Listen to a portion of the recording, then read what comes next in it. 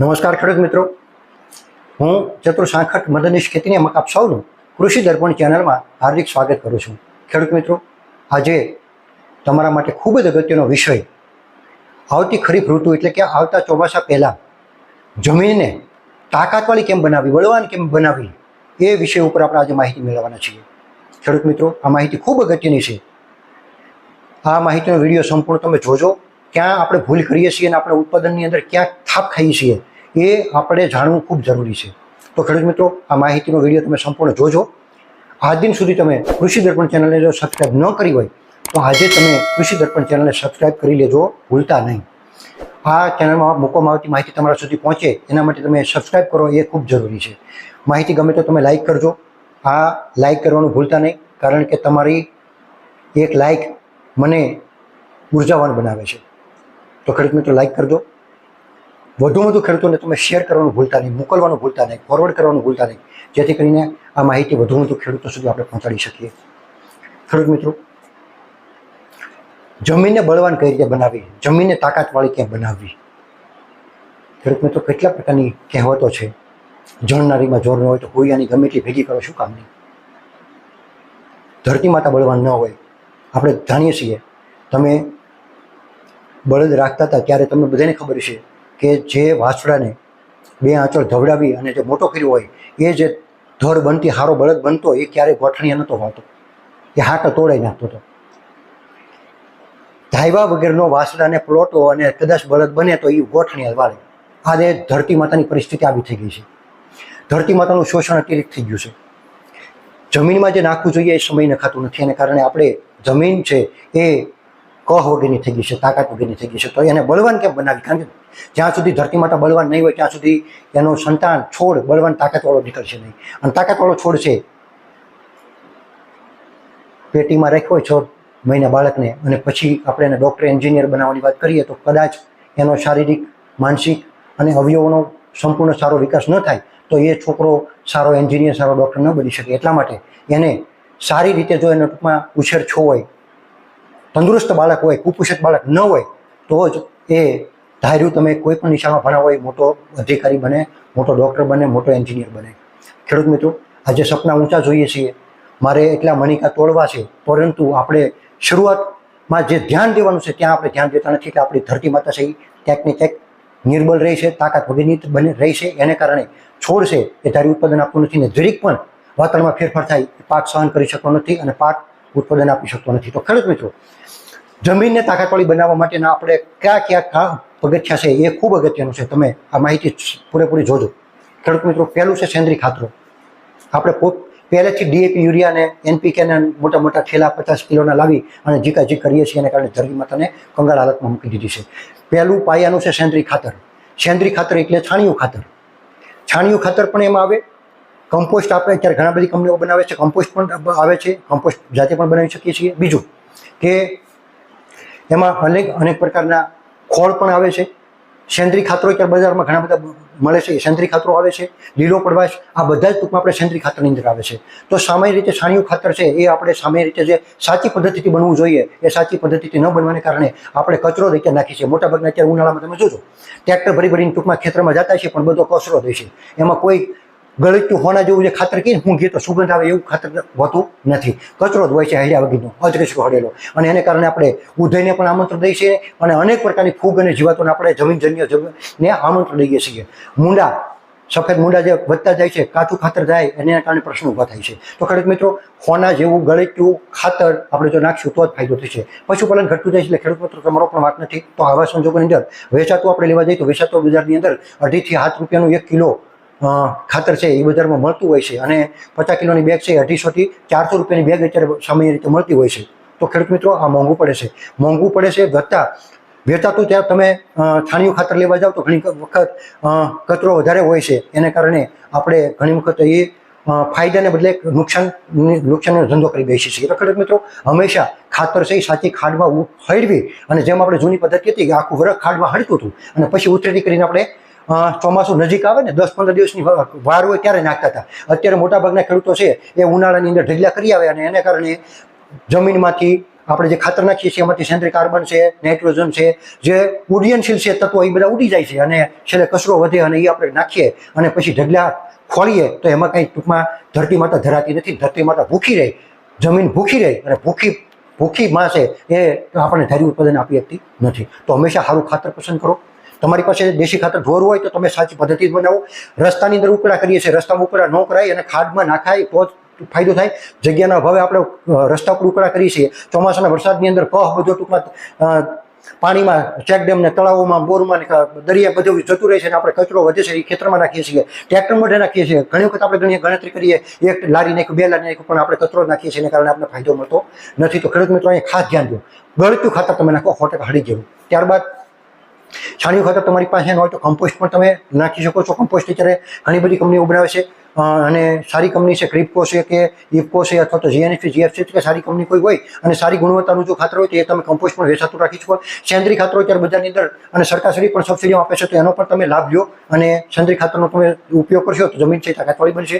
Vermi compost અગાઉના video મેં આની પહેલાં મૂકેલો છે, તો વર્મી કમ્પોસ્ટ છે એ પણ ખૂબ આશીર્વાદરૂપ છે. જમીનને ભરભરી પોચી બનાવે છે અને જમીન ભેજ ધારણ શક્તિ વધારે છે, મૂળ ઊંડે સુધી જાય છે, ભેજ જળવાવાને કારણે મૂળનો વિકાસ સારો થાય છે અને પોષક તત્વો પણ સતત મળતા રહે છે. તો અળસિયાનું ખાતર પણ ખૂબ સારું છે, તો એનો પણ આપણે ઉપયોગ કરીએ.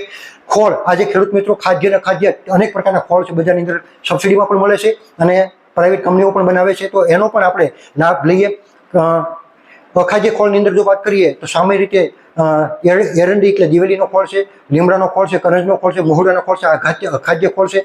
એનો આપણે ટૂંકમાં જો 1 વીઘે એકરે હવા 2.5 વીઘાએ ટૂંકમાં 2.5 વીઘા 1 એકરે 2.5 વીઘાએ આપણે 400 કિલોની આજુબાજુ અથવા તો 200 કિલો તમે જો નાખશો ખોળ, તો એને લીધે પણ આપણી જમીનની અંદર છે દાખલા દિવેલીનો ખોળ ને લીંબોળીનો ખોળ છે એ ટૂંકમાં જમીનજન્ય જીવાતો, જમીનજન્ય રોગ અને જીવાત બંનેને ટૂંકમાં દૂર રાખવાનું કામ કરશે. તો એનો ફાયદો પણ સારો મળશે. ઓઇલ કેકની અંદર પણ આપણે ખોળની અંદર પણ 2 પ્રકારના ખોળ આવે છે. ડી ઓઇલ કેક એટલે કે 1% ઓછું એમાં તેલનું પ્રમાણ રહે એવું શોષી લીધું હોય, ખેંચી લીધું હોય, અને અમુક જે ઓઇલ કેક છે એની અંદર 7 થી 10% સુધી તે ઓઇલ એમાં તેલનું પ્રમાણ જળવાઈ ગયેલું હોય, તો એ ખોળ છે એ ટૂંકમાં ઉત્તમ પ્રકારનો કહેવાય. તો લીંબોળીનો ખોળ, દિવેલીનો ખોળ જો એ સારી કંપનીનો તમે એ નાખશો અને પાવડરના રૂપની અંદર નાખશો તો એનો ફાયદો આપણને વધારે મળશે. તો તમે લીંબોળીના ખોળ અને દિવેલીનો ખોળ એનો પણ તમે ઉપયોગ કરી શકો છો. મોહડીનો ખોળ પણ સારો છે અને કરંજનો ખોળ પણ સારો, એ પણ ટૂંકમાં ઘણી બધી જીવાતને દૂર રાખવાનું કામ કરે છે. તો ખેડૂત મિત્રો, આ બધા ખોળ છે, ખાદ્ય ખોળ છે, એ બજારની અંદર મોંઘા પડતા હોય છે ઘણી વખત, અને આપણે ખાંડની અંદર પણ પશુને આપણે ખાંડ તરીકે આપતા હોઈએ છીએ અને આપણે ખાતર તરીકે પણ ઉપયોગ કરી શકીએ. પણ હળી ગયેલો હોય, બગડી ગયો હોય ખોળ, તો એનો આપણે ખાદ્ય ખોળ બગડી ગયો હોય તો એનો પણ આપણે ખાતર તરીકે ઉપયોગ કરી શકીએ. એના પણ ખૂબ ફાયદા છે. તો એની અંદર પણ મગફળીનો ખોળ છે, સરસોનો ખોળ છે, કપાસિયાનો, તલનો, નાળિયેરનો, આ બધા ખોળ છે એ ખાદ્ય ખોળ છે, એનો પણ આપણે ટૂંકમાં ખાતર તરીકે પણ ઉપયોગ કરી શકીએ. પણ એના બજાર ભાવ આપણે જોવા જઈએ.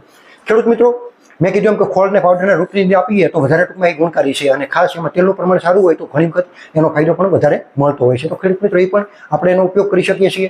બીજું ખેડૂત મિત્રો, લીલો પડવાશ છે એ ખૂબ જ આશીર્વાદરૂપ છે. લીલો પડવાશ કરવાથી તમારી પાસે જો ઉપરના કોઈ પણ ખાતર નાખવાની કોઈ ફરજ નથી તો તમે લીલો પડવાશ પણ કરી શકો છો. તો લીલા પડવાશની અંદર ઈકળ છે, શણ છે, ચોળી છે, ગુવાર છે, આવા કઠોળના પાકો છે એ તમે ટૂંકમાં એનો આપણે લીલા પડવાશ તરીકે ઉપયોગ કરી શકો છો. ખેડૂત મિત્રો, હજી જો તમારી પાસે પાણી હોય અને ઉનાળુ પાક તમે વાવેતર ન કર્યું હોય તો તમે અત્યારે લીલો પડવાશ કરી શકો છો, કારણ કે એ 40 થી 45 દિવસે લીલો પડવાશનો પાક તૈયાર થઈ જાય છે. ફૂલ આવે એ પહેલા આપણે એને જમીનમાં ટ્રેક્ટરથી ટૂંકમાં ખેડી અને દાટી દેવાનો છે, જેથી કરીને એ ટૂંકમાં 8-10 દિવસમાં હળી જાય. એટલે માનો કે તમારે વાવેતરની 8-10 ની વાર હોય એ પહેલાં તમે એને જમીનમાં ભેળવી દો તો આપણે વાવેતર કરવાનો ટાઈમ થાય ત્યાં સુધીમાં ટૂંકમાં એકદમ માવો અંદર છૂટો પડશે અને માવો છે કાળો બનશે અને હ્યુમસ બનશે. એને કારણે ફાયદાકારક જીવાણુની સંખ્યા પુષ્કળ વધશે. અને સેન્દ્રિય કાર્બન, કારણ કે સેન્દ્રિય કાર્બન છે જમીનનો આત્મા છે. ખેડૂત મિત્રો, યાદ રાખો, સેન્દ્રિય કાર્બન છે એ જમીનનો આત્મા છે. જેટલું સેન્દ્રિય કાર્બનનું પ્રમાણ વધારે એટલી જમીન આપણી બળવાન તાકાતવાળી કહેવાય. 1% આજુબાજુ જો સેન્દ્રિય કાર્બનનું પ્રમાણ હોય તો આપણી જમીન છે એ તાકાતવાળી બળવાન કહેવાય, નાખ્યો દાણામાં ઉગી જાય. તો ખેડૂત મિત્રો, સેન્દ્રિય કાર્બનનું પ્રમાણ આમાં ખૂબ વધશે. તો લીલો પડવાશ પણ તમે કરશો. આ સેન્દ્રિય ખાતરની વાત એટલા માટે છે કે ખેડૂત મિત્રો, આપણે સેન્દ્રિય ખાતરો નાખી અને આપણે સેન્દ્રિય કાર્બનનું પ્રમાણ વધારવાનું છે, તો જ આપણી જમીન છે જીવંત બનશે. તો ખેડૂત મિત્રો, આપણે લીલા પડવાશનો પણ આપણે ઉપયોગ કરજો. એનો પણ વિડીયો મૂકેલો છે કૃષિ દર્પણ ચેનલમાં, એ તમે જોઈ લેજો. ખેડૂત મિત્રો, જૈવિક ખાતરો આજે બજારની અંદર રાઇઝોબિયમ છે, એઝોટોબેક્ટર છે, નાઇટ્રોબેક્ટર છે, કેટલા પ્રકાર, PSB એટલે કે ફોસ્ફરસ સોલ્યુબલ બેક્ટેરિયા છે, KMB એટલે કે પોટાશ મોબિલાઇઝિંગ બેક્ટેરિયા છે, વામ એટલે કે માઇક્રોરાઇઝા છે. આ જે જૈવિક ખાતરો છે, બાયો ફર્ટિલાઇઝર છે, એનો પણ આપણે સપોર્ટ ખૂબ ઉપયોગ કરવો જોઈએ જમીનમાં ભેજ હોય ત્યારે. તો એનો પણ તમે આની સાથે ઉપયોગ કરી શકો છો. ખોળની સાથે પણ મિક્સ કરીને તમે ઉપયોગ કરી શકો છો. તો ખેડૂત મિત્રો તમે ટ્રાયકોડર્મા પણ આની અંદર ખોળની સાથે ભેળવીને જો તમે નાખશો તો પણ ફાયદો ઘણો બધો થશે. તો તમે જૈવિક ખાતરનો પણ ઉપયોગ વધારો ખેડૂત મિત્રો. બીજું, વેસ્ટ ડિકમ્પોઝર, દાખલા તમારે કચરો ઘણો બધો પડ્યો છે ખેતરનો, તો એને હેડવા માટે અથવા તો ખાતરને જલ્દી હેડવા માટે વેસ્ટ ડિકમ્પોઝર બેક્ટેરિયા અત્યારે બજારમાં મળશે, એનો પણ તમે ઉપયોગ કરશો તો ખાતર છે ગળત્યું ખાતર બનશે અને ખૂબ સારું ખાતર બનશે. તો એનો પણ તમે વેસ્ટ ડિકમ્પોઝર બેક્ટેરિયાનો પણ તમે ઉપયોગ ખાતર બનાવવા માટે કરતો, હેડવા માટે, ખાતરને હેડવા માટે જલ્દી, તો એ પણ ખૂબ ઉત્તમ છે. તો ખેડૂત મિત્રો પાકની ફેરબદલી, ખેડૂત મિત્રો યાદ રાખો, એકનો જ પાક લેવાને કારણે જમીનની છે ફળદ્રુપતા ઘટે છે. તો કઠોળ વર્ગનો પાક, ધાન્ય વર્ગનો પાક, તેલીબિયાનો પાક, એમ એક પાક પછી બીજો પાક આપણે જો લેશું તો પણ આમાં રિસ્ટોરેશન પોષક તત્વોનું થશે. પોષક તત્વોની લાંબા સમય સુધી આપણે એની ફળદ્રુપતા જાળવી શકશું જમીનની. તો એ પણ તમે પાક ફેરબદલી તમે કરતા રહો, એકનો પાક ન લો, તો આ રીતનો પણ તમે ઉપયોગ કરી શકો છો. ત્યારબાદ આચ્છાદન, ખેડૂત મિત્રો પ્રાકૃતિક ખેતીની અંદર આચ્છાદનનું ખૂબ મહત્વ છે, કારણ કે આચ્છાદનને લીધે પોષક તત્વો પણ જતા નથી અને જમીનની અંદર ભેજ પણ ટકી રહે છે અને જમીનની અંદર સેન્ટ્રિક કાર્બનનું પ્રમાણ છે ટકી રહી શકે છે, વધે છે, જળવાય છે. શું કામ? કારણ કે ખુલ્લી જમીન છે, ખુલ્લી જમીનની અંદર સૂર્યપ્રકાશ એટલો બધો પડતો હોય છે એને કારણે ટૂંકમાં સેન્ટ્રિક કાર્બન છે ઉડી જતો હોય છે. તો ગમે એટલે આપણે સેન્ટ્રિક ખાતરો નાખીએ પણ જમીન ખુલ્લી હોય એટલે જ આપણે કહીએ છીએ કે હંમેશા વાવણીનો સમય નજીક હોય ત્યારે 10-15 દિવસની વાર હોય ત્યારે જ આપણે ખાતરો હંમેશા જમીનમાં નાખીને ભેળવી નાખવા જોઈએ.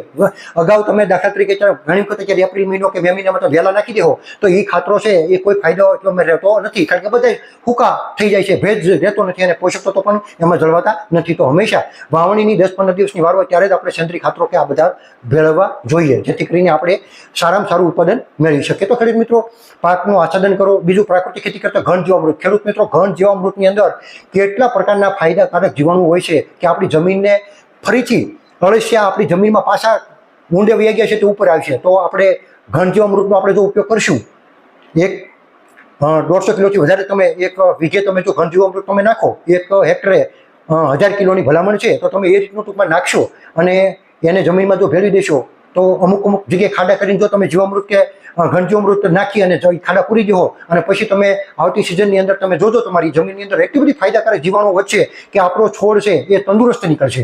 અને જમીનની અંદર અત્યાર સુધી જે આપણે રાસાયણિક ખાતરો ધરબિયા છે એ બધા ટૂંકમાં ઓગાળવાનું કામ કરશે, છૂટા પાડવાનું કામ કરશે અને છોડને લભ્ય સ્વરૂપમાં ફેરવવાનું કામ કરશે. તો ખેડૂત મિત્રો તમે ઘન જીવામૃતનો પણ તમે ઉપયોગ કરજો જમીનને તંદુરસ્ત બનાવવા માટે. ઘન જીવામૃત છે એ આજે BRC યુનિટો અત્યારે પ્રાકૃતિક ખેતીની અંદર ખુલ્યા છે, તો એ ત્યાંથી તમે ટૂંકમાં જાતે ન બનાવી શકતા હોય, દેશી ગીર ગાય ન હોય કે દેશી ગાય ન રાખતા હોય તો તમે વેચાતું બજારમાંથી લઈ આ BRC યુનિટો પાસેથી તો ત્યાંથી પણ તમે વેચાતું લઈ અને તમે જમીનમાં નાખી શકો છો, જમીનને તાકાતવાળી બળવાન બનાવી શકો છો. તો ખેડૂત મિત્રો આ રીતનો તમે જો ઉપયોગ કરશો તો 100% આપણે ફાયદો થશે. ત્યારબાદ નેનો ફર્ટિલાઇઝર, નેનો ખાતરો એટલે એવા કે નેનો યુરિયા, નેનો DAP અત્યારે ટૂંકમાં આપણા બજારની અંદર મળતા થયા છે, ઇફકો બનાવે છે, ઘણી બધી કંપનીઓ અત્યારે શરૂ થયા છે. તો નેનો ટેકનોલોજીનો ઉપયોગ કરી અને છોડ ઉપર છંટકાવ કરીને જો આપણે એનો ઉપયોગ કરશું, જમીનમાં નેનો ખાતર ટૂંકમાં યુરિયા DAP નો ખાતર નહીં નાખવાની જરૂર પડે તો એને કારણે આપણી જમીન બગડશે ઓછી. તો રાસાયણિક ખાતરો ઉપર આપણું ભારણ ઘટાડવા માટે ખેડૂત મિત્રો યાદ રાખો, રાસાયણિક ખાતરની ઉપર આપણી જે ભારણ ઘટાડવા માટે આપણે મેં તમને ઉપર જે સૂચવા છે એ મુજબના જો પગલાં લેશો તો ધરતી માતા તાકાતવાળી બનશે. એકલા રસાયણો ખવડાવીને આપણે ધરતી માતાને બંજર બનાવી દીધી છે. સેન્ટ્રિક કાર્બનનું પ્રમાણ 0.5% નીચે વહી ગયું છે, એને કારણે આપણી જમીન સહી ટૂંકમાં તાકાતવાળી રહી નથી. તો ખેડૂત મિત્રો આ રીતનો આપણે ઉપયોગ કરશું તો 100% આપણી ધરતી માતા તાકાતવાળી બનશે. ખેડૂત મિત્રો ધરતી માતા તાકાતવાળી બનશે તો એ ક્યારે ગોઠણિયા વાળશે નહીં.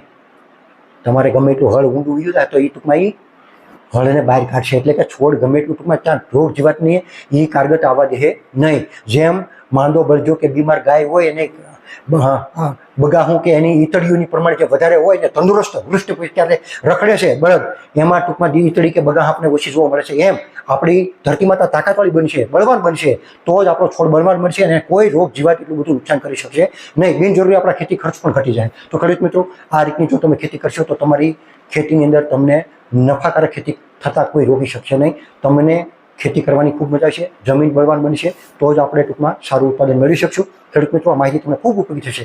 માહિતી ગમે તો લાઈક કરજો, શેર કરજો અને વધુ ખેડૂતોને મોકલવાનું કામ કરજો. બીજું આ ચેનલને સબસ્ક્રાઈબ કરવાનું ભૂલતા નહીં. આ માહિતી અહીં પૂર્ણ કરું છું. આપ સૌનો ખૂબ ખૂબ આભાર. જય જવાન, જય કિસાન, વંદે માતરમ ખેડૂત મિત્રો.